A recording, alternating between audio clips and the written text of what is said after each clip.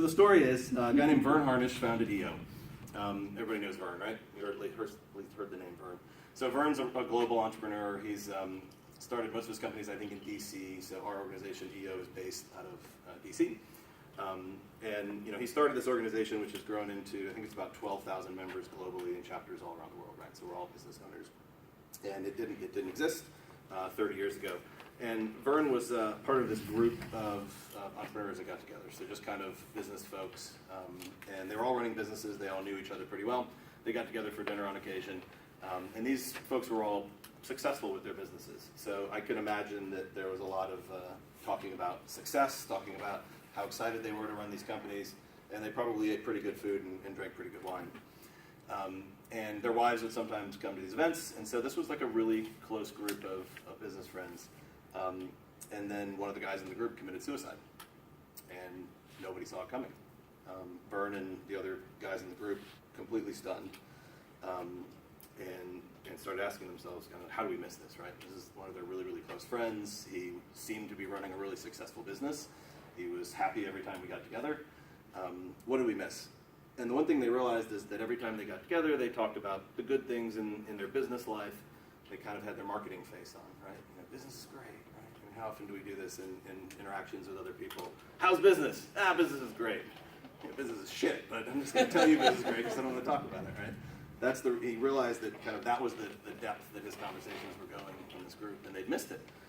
And they talked about everything, but the one thing they did not talk about was themselves. So on one hand, we as entrepreneurs are enduring this stress that is, I would go as far as saying violent enough to create in us the symptoms of mental illness. And then, on the other hand, we've got the realities and the expectations of everyday life as an entrepreneur, right? If we have investors, they're expecting us to deliver results. If we have customers, they're certainly expecting us to deliver product.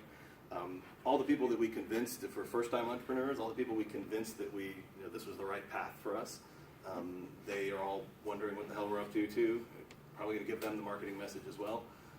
To the students here, I mean, I don't have to tell you guys that if you're bright enough as you are to be here today and brave enough to do this and to start a company and have the initiative that you guys have, you can go out and get phenomenal jobs and make a ton of money, right? I mean, that's obvious.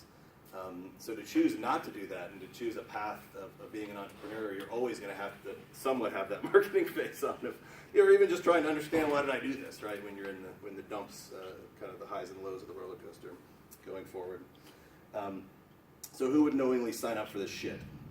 That's my thought on that. So my friend and fellow member, EO member Randy Nelson, is an author and speaks about entrepreneurship. And he's written a couple of books. The first one was called The Second Decision, and his second book is coming out soon called The Third Decision, if that's confusing enough.